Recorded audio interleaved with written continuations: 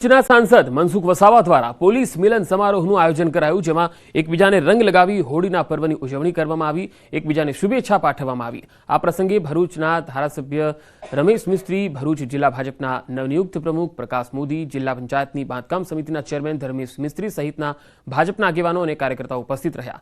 આ પ્રસંગે પત્રકારોને હોળીના પર્વની શુભેચ્છા પાઠવાઈ અને એકમેકને રંગ લગાવી હોળીના પર્વની ઉજવણી કરાઈ।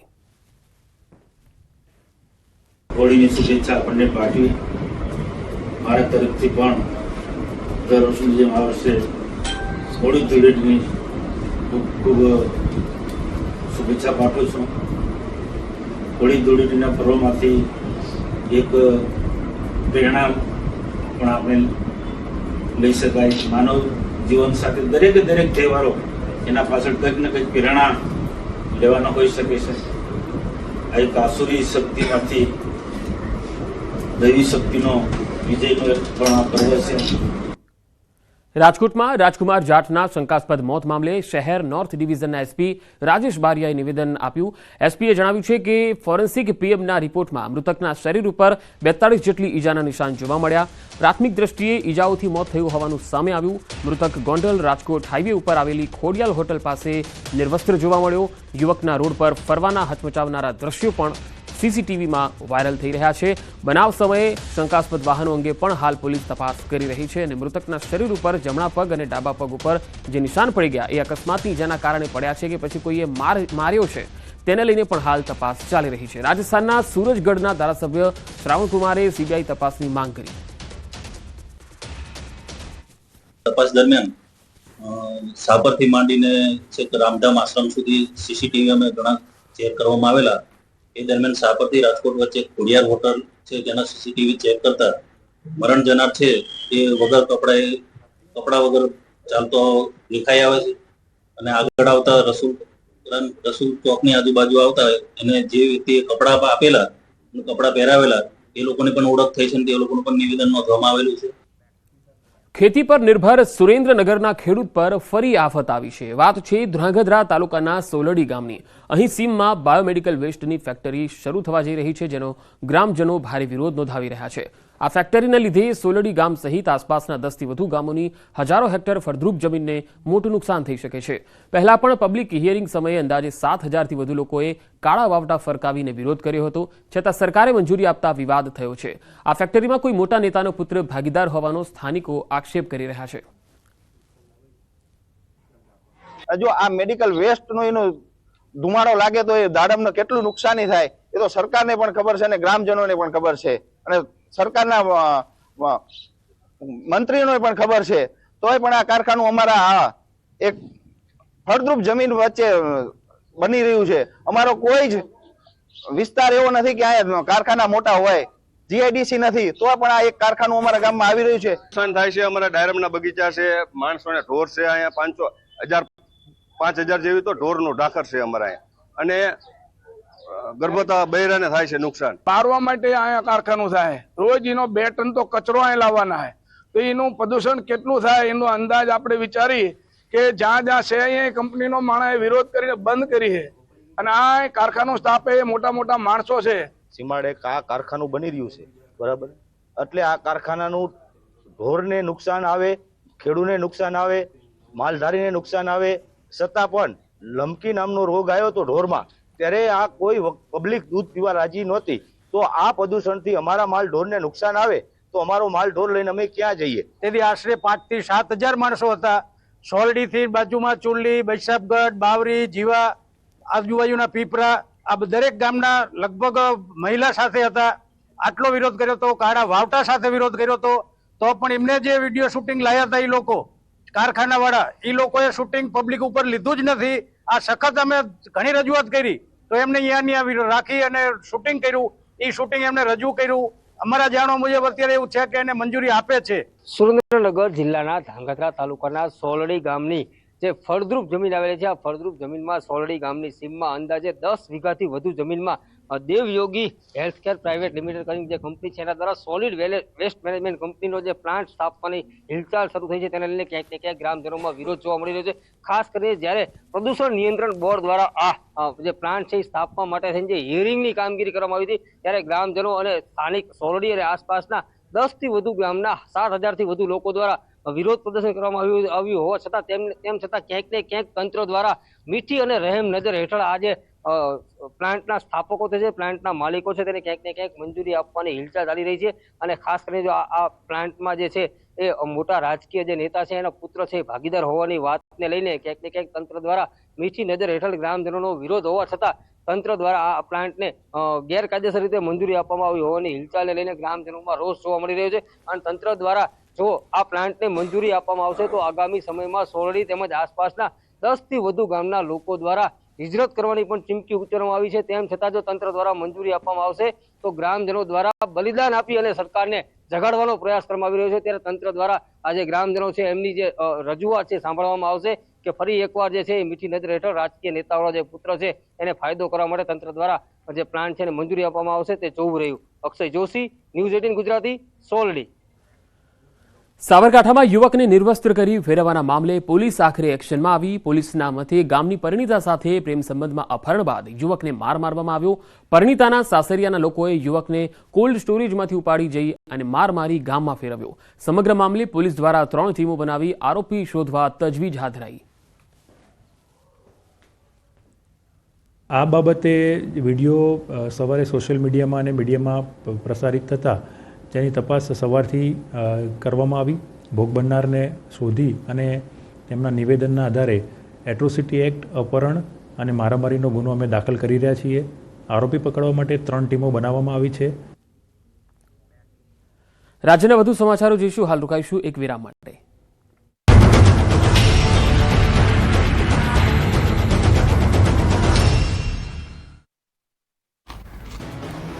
કેનાલમાં પડ્યું ગાબડું અને ખેતરોમાં થઈ બરબાદી. કેનાલમાં ભ્રષ્ટાચારના ગાબડાના દ્રશ્યો છે વડોદરાના પાદરાના. અહીં ચોકારી ગામ પાસેથી પસાર થતી નર્મદાની કેનાલમાં મસ્ત મોટું ગાબડું પડ્યું હતું, જેને કારણે કેનાલનું ધસમસતું પાણી ખેતરો સુધી પહોંચી ગયું. ચોકારી ગામના ખેતરોમાં ઉભા પાક પર પાણી ફરી વળતા પાક તબાહ થઈ ગયો. એટલું જ નહીં, આ અંગેની તંત્રને જાણ કરવા છતાં કલાકો સુધી કોઈ ન ફરકતા ખેતર જવાના રોડ પણ પાણીમાં ડૂબી ગયા હતા. રોડ પર 2-2 ફૂટ પાણી ભરાયા હતા. ખેતરોમાં લોકોના ઘરમાં પાણી ઘૂસી ગયા હતા, જેથી ખેડૂતોમાં રોષ જોવા મળ્યો.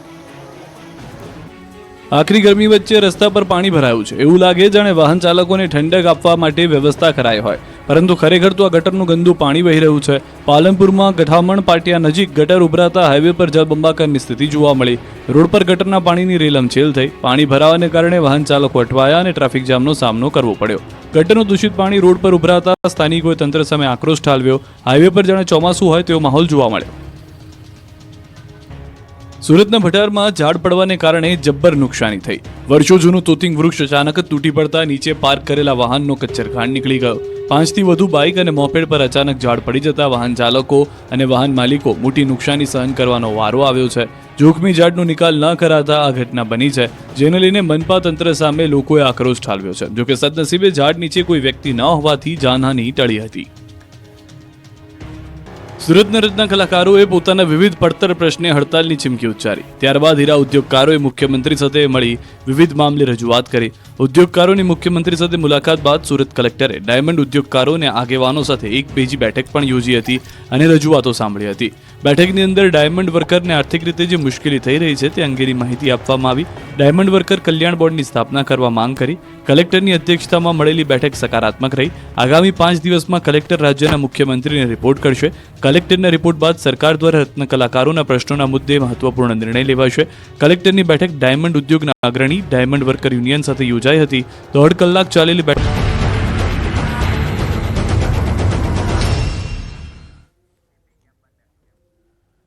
બ્રેકબાદ સમાચારોમાં આગળ વધીએ. અમદાવાદના દેત્રોજ તાલુકામાં લોન ન આપતા એક વ્યક્તિએ બેંકમાં જઈ તોડફોડ કરી અને મારામારી કરી. વિજય ઠાકોર નામના વ્યક્તિએ બેંકમાં મરઘાં ઉછેર કેન્દ્ર માટે લોન માંગી હતી, જેમાં યોગ્ય પુરાવા અને દસ્તાવેજી કાગળો ન હોવાથી બેંક દ્વારા લોન નહોતી અપાઈ. જે બાબતનો ખાર રાખી આ યુવક લાકડી લઈને બેંકમાં આવી અને તોડફોડ કરી મેનેજર સાથે મારામારી કરી. આ સમગ્ર ઘટના સીસીટીવી કેમેરામાં કેદ થઈ છે. તો લોન ન આપતા અહીંયા તસવીરોમાં જોઈ શકાય છે કે બેંક લોન ન મળતા તોડફોડ અને મારામારી કરી અને કેટલાક અસામાજિક તત્વોની જેમ અહીંયા બેંકમાં કરી રહ્યા છે કામગીરી. યોગ્ય પુરાવા ન હોવાથી લોન નહોતી મળે એવી, તેમ છતાં તેઓ ઉશ્કેરાઈ ગયા અને બેંકમાં જ આ રીતે યુવકે મેનેજર સાથે મારામારી કરી અને બેંકની અંદર પણ તોડફોડ કરી. આખી ઘટના સીસીટીવીમાં કેદ થઈ. સુરતમાં તસ્કરોનો તરખાટ જોવા મળ્યો. જહાંગીરપુરા વિસ્તારમાં એટીએમને નિશાન બનાવ્યું. બોલેરો કારમાં આવેલ 3 શખ્સોએ એટીએમને નિશાન બનાવ્યું. રાત્રિના સમયે એટીએમમાંથી ચોરીને અંજામ આપ્યો. લાખો રૂપિયાની ચોરી થયાની આશંકા છે. બુકાનીધારી શખ્સ સીસીટીવીમાં કેદ થયો છે. પોલીસે ઘટના સ્થળે પહોંચી અને તપાસ હાથ ધરી છે. તો બે અલગ અલગ તસવીરોમાં આપણે બતાવી રહ્યા છીએ. બુકાનીધારી શખ્સ સીસીટીવીમાં તમે જોઈ શકો છો, જે લાખો રૂપિયાની ચોરીને અંજામ આપી ચૂક્યો છે. આ શખ્સ તમે તસવીરોમાં પણ જોઈ શકો છો. જહાંગીરપુરા સુરતનો આ બનાવ છે. તસ્કરો અહીંયા કેટલી હદે બેફામ બનેલા છે એનો આ બોલતો પુરાવો છે. એટીએમમાંથી ચોરીને અંજામ આપ્યો હતો અને લાખોની ચોરી થઈ ગઈ છે. રાજકોટમાં એન્ટી કરપ્શન બ્યુરોની રેડ. સૌરાષ્ટ્ર યુનિવર્સિટીમાં ક્લાર્ક લાંચ લેતા ઝડપાયા. પરીક્ષા વિભાગના ક્લાર્કને એસીબીએ રંગે હાથે ઝડપી લીધા. પરીક્ષાર્થી પાસે માંગી હતી ₹5,000ની લાંચ. એટીકેટી માટે લેટ ફોર્મ ભરવા દેવા માટે લાંચ માંગી હતી. ક્લાર્ક યુનિવર્સિટીમાં કોન્ટ્રાક્ટ પર નોકરી કરતો હોવાનું સામે આવ્યું.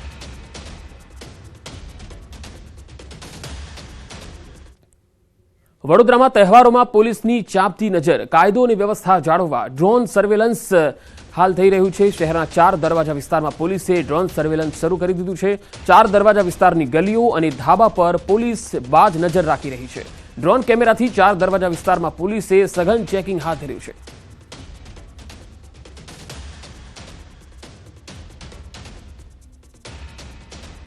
તો તહેવાર નજીક આવી રહ્યા છે ત્યારે કોઈ અનિચ્છનીય બનાવ ન બને અને કોઈ વ્યક્તિ શંકાસ્પદ રીતે ક્યાંક છુપાયો ન હોય તેના માટે પોલીસે આ પ્રકારે ડ્રોન સર્વેલન્સ હાથ ધર્યું છે.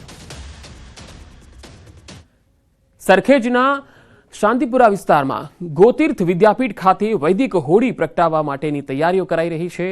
તમે તસવીરોમાં જોઈ શકો છો કે વૈદિક હોળી પ્રગટાવી અને વાતાવરણ શુદ્ધ કરવાના ઉદ્દેશ્ય સાથે દર વર્ષે અહીં આયોજન થાય છે. વૈદિક હોળીમાં અનેક વ્યંજનો, નાળિયેર, ગાયના છાણા, હવન કાષ્ટ, એલચી, જાવંત્રી, કમરકાકડી સહિતની વસ્તુઓથી તેને પ્રગટાવવામાં આવે છે. ગૌતીર્થ વિદ્યાપીઠના વિદ્યાર્થીઓ દ્વારા કેસુડાના ફૂલ, પાલક, હળદર, બીટ સહિતના તત્વોમાંથી નેચરલ રંગ તૈયાર કરવામાં આવે છે. આ રંગો શરીર પર લગાવવાથી કોઈપણ પ્રકારના રોગ થતા નથી. હોળી પવિત્ર તહેવાર છે અને શિયાળાની પૂર્ણાહુતિ અને ઉનાળાની શરૂઆત થતી હોય છે ત્યારે આ હોળીનું પર્વ આવતું હોય છે. તેમાં ઋતુજન્ય રોગો દૂર કરવા માટે હોળીનું વિશેષ મહત્વ હોય છે. ઋષિ મુનિઓ જે છે તે પહેલાં વૈદિક હોળીની ઉજવણી કરતા હતા. તેમાં અવનવા વ્યંજનો જે છે તે હોળીની અંદર મૂકતા હતા જેથી કરીને વાતાવરણમાં શુદ્ધિ થાય, રોગો જે છે અવનવા જે આવતા હોય છે તેને ટાળી શકાય. તે માટે થઈને આ પ્રકારના વિવિધ જે વ્યંજનો મૂકવામાં આવતા હોય છે જેથી કરીને વાતાવરણ શુદ્ધ થાય અને નવા રોગોને ટાળી શકાય. આપ જોઈ રહ્યા છો કે આ જ પ્રકારની વૈદિક હોળી જે છે તે અમદાવાદમાં પણ ઉજવણી થઈ રહી છે. તેમાં તગર હોય, પુષ્કર મૂલ હોય, શંખપુષ્પી હોય, ગોખરું હોય, ઇન્દ્રજવ હોય, પલાસ હોય, તજ હોય, કપૂર કાચલી હોય, કપૂર હોય, અર્જુન છાલ હોય, મંજિષ્ઠા હોય, ગુગળ હોય, જાવંત્રી હોય કે તમાલપત્ર હોય, આ તમામ વ્યંજનો જે છે તે હોળીની અંદર નાખવામાં આવે છે. એ જ રીતે વિવિધ જે કહી શકાય કે આ જે કાષ્ટ જે છે તેનો પણ ઉપયોગ કરવામાં આવતો છે. ઉમરો હોય, ખીજડો હોય, બીલી હોય, વડ હોય, આ તમામ જે કાષ્ટ જે છે તે હોળીમાં નાખવામાં આવતા છે. એ જ રીતે તમે જોઈ રહ્યા છો કે ગૌછાણાનો ઉપયોગ જે છે આ તે કરવામાં આવ્યો છે અને તેના કારણે આ હોળી જે છે તે તૈયાર કરવામાં આવી છે. આપણી સાથે કલ્પેશભાઈ છે જે આ હોળીનું સંચાલન કરી રહ્યા છે, તેમની સાથે વાત કરીશું કે આમ જોવા જઈએ તો એક બાદ એક જે ઋતુજન્ય રોગો ટાળવા માટે હોળીનું ખૂબ મહત્વ હોય છે. આ ઋતુજન્ય રોગો ટાળવા માટે હોળીનું શું મહત્વ હોય છે અને વૈદિક હોળી કોને કહેવાય છે? જી, આપ સૌને હોળીની ખૂબ શુભકામનાઓ. 2016થી ગોતીર્થ વિદ્યાપીઠ જે બંસીગીર ગૌશાળાના સાનિધ્યમાં છે આવી રીતે વૈદિક હોળીનો કાર્યક્રમ એ કરી રહ્યો છે. અને આ ઋતુ સંધિકાળ જે કહેવામાં આવે એ ઋતુ સંધિકાળની અંદર મનુષ્યની અંદર કફજન્ય રોગ ઉત્પન્ન થતા હોય છે. તો એનાથી મુક્ત થવા માટે આપણા ઋષિમુનિએ ખૂબ સુંદર યજ્ઞ આપ્યો છે જેનાથી વાતાવરણની અંદર રહેલા જે બધા કફજન્ય જે બધા રોગ એટલે કે શત્રુ એટલે કે વિષાણુ આ બધા જે હોય છે એનો વિનાશ થાય. હરીશ શર્મા સાથે ગૌતમ શ્રીમાળી, ન્યૂઝ 18 ગુજરાતી, અમદાવાદ. કેમ્પસમાંથી પુષ્પ, વનસ્પતિ અને અલગ અલગ પ્રકારના છોડમાંથી ઉત્પન્ન થાય એવા પ્રાકૃતિક રંગોનું નિરાકરણ કર્યું છે અને એનું નિર્માણ કર્યું છે. આનો બેઝ જે છે લોટ છે, એટલે કદાચ તમારા બાળકના મોઢામાં પણ આ રંગ જાય તો પણ એ 100% સેફ છે. અને આ રંગોથી જ્યારે એ લોકો રમશે ત્યારે એમની ત્વચાને નુકસાન થવાની વાત તો એકદમ દૂરની છે, એ બિલકુલ નહીં થાય, પરંતુ એમની ત્વચામાં ઓર વધારે નિખાર આવશે. કલાકાર વિક્રમ ઠાકોર નારાજ થયા. વિધાનસભામાં કલાકારોનું સન્માન કરાયું હતું. વિધાનસભામાં કલાકારોને બોલાવ્યા હતા. ઠાકોર સમાજના કલાકારોને ન બોલાવતા નારાજ જોવા મળ્યા. સોશિયલ મીડિયામાં વ્યક્ત કરી નારાજગી. નવગણજી સાથે ચર્ચામાં વ્યક્ત કરી હતી નારાજગી. એવું લાગે અમારા કલાકારો ઠાકોર સમાજના કલાકારોની અવગણના થાય છે, એ મેં જોયેલું છે સાહેબ. ઘણી જગ્યાએ મેં નોટ કરેલું છે કે આપણા ઠાકોર સમાજના કલાકારોની અવગણના થાય છે અને આ કલાકારોના એક અલગ અલગ બધા ગ્રુપ બની ગયા છે, જેમાં આપણા ઠાકોર સમાજના કલાકારોને ઘણા લોકો બાકાત રાખી રહ્યા છે. સારા સારા કલાકારો છે, એવું કશું નહીં, પણ એવું થતું હોય છે. આપણે કોઈ કલાકારનું એવું કોઈ નાત જાતની વાત નથી. કલાકાર કલાકાર છે, કોઈ નાત જાત આવે જ નહીં. દરેક કલાકારનું ત્યાં સન્માન કર્યું. દરેક એમનું પણ અમારા ઠાકોર સમાજનું તમે કોઈ કલાકારનું સન્માન ના કર્યું, થોડું ખોટું લાગ્યું. અને આ કોઈ